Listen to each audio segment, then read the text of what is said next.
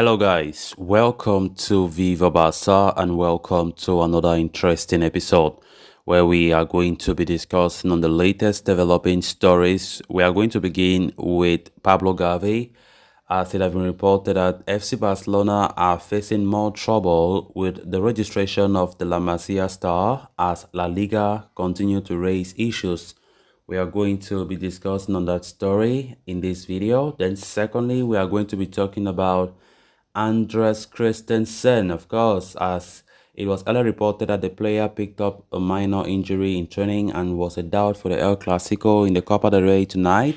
It has now been reported that the Barca defender is willing to take sedatives to play in that El Clasico match.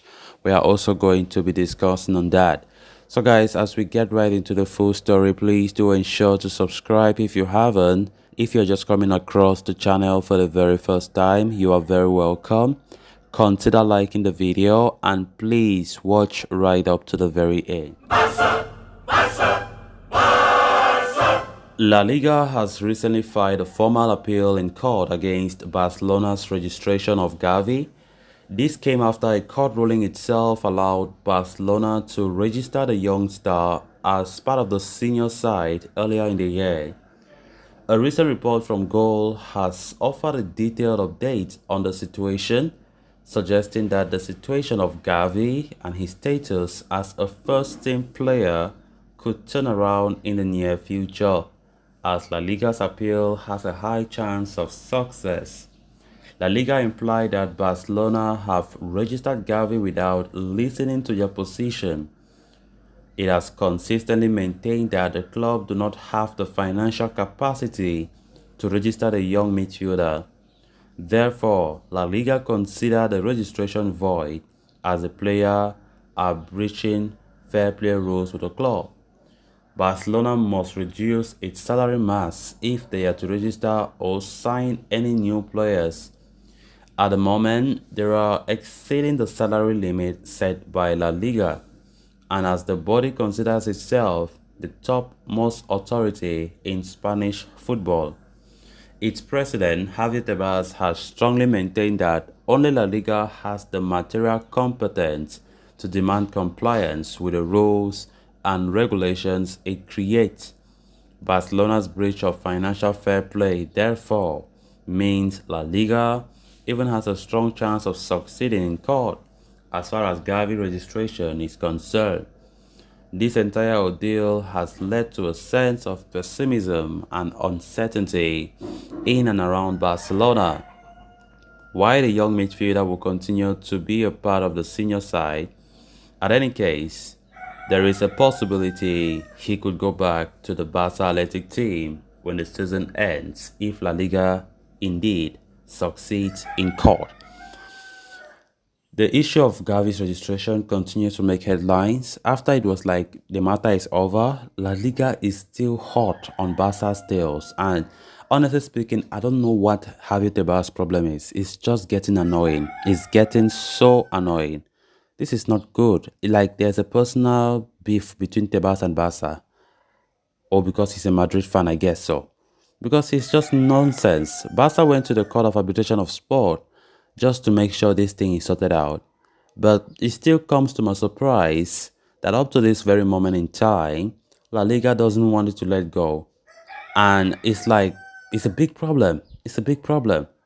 But what is the need for Barca to go and appeal for Gavi's registration and succeeding, and La Liga still having the chance to go and win? It makes no sense to me. It makes no sense. So that's where there's still a big problem. Right now, they are saying that La Liga will definitely still have the power to win the case because their rules is their rules and stuff like that. So it's really complicated at this point. Gavi's registration is not still certain, even though they have registered him. But La Liga have it about to believe that if they take it to court, they will win the case, saying that Barcelona did not respect the La Liga rules, and definitely they will take it to court that Gavi's registration, according to La Liga, is still void. It's still void. And for me, I don't believe so. Where is the squad? Where is the better players? Or where is it? Laporta came. They did some sorry slashes, but it seems as though according to Tebas, we still have a valuable squad than Real Madrid, which I don't believe so. I don't believe so. Where is the better squad that we have? We are struggling now. Where is the better squad? The salaries are not much. But I don't understand how the fair play rules is being computed in La Liga. For Barca, it seems as though everything, there's always a problem. There's always a problem. Real Madrid, up to now, I haven't heard any issue that the Barca have raised that Real Madrid needs to balance. Nothing. But look at the kind of squad that they have. Quality players. And they wanted to add even Erling Haaland and, bring in Erling Haaland and Kylian Mbappe to join there. And there could have still been no problem. So you can imagine how crazy this is. So Tebas, I don't know what's happening, but that guy is so partial. Then on to the next story of discussion. Heading into tomorrow's El Clasico against Real Madrid, Barcelona are dealing with several injury issues. Three key players in Pedri, Dembele, Lewandowski have all been ruled out of the trip to the Santiago Bernabeu. And recently, it emerged that Andreas Christensen was also a doubt for the contest after he picked up a knock on his ankle during training earlier today. But there may be some positive news with regards to the Danish international's condition. According to Javi Miguel of AS, the former Chelsea ace has only suffered a blow to his ankle and has not sprained it, which means he has a good chance of playing against Madrid. Everything will depend on how the defender will feel tomorrow morning, based on which a call on his involvement will likely be made. Christensen, though, is understood to be keen on playing the game. To that end, Catalonia Radio is reporting that the 26-year-old centre-back is willing to take sedatives so that he can participate in the Clásico at the Santiago Bernabeu. Given the importance of the clash and the fact that Barca are coming into the game on the back of two consecutive defeats, it is understandable that the Danish international is motivated to play at the Santiago Bernabeu and could do so by taking painkiller injections.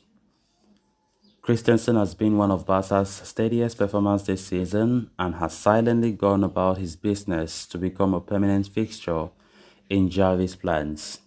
The Danish international has played 22 matches so far this season, having missed a chunk of games in the first half of the campaign with an ankle injury. But it is expected that he will, in principle, be part of the starting 11 for Barca when the lock horns with Carlo Ancelotti's side, according to Helena Contes as well. So guys, with that, we have come to an end of this episode. Thanks a lot for watching. Until next time, bye for now.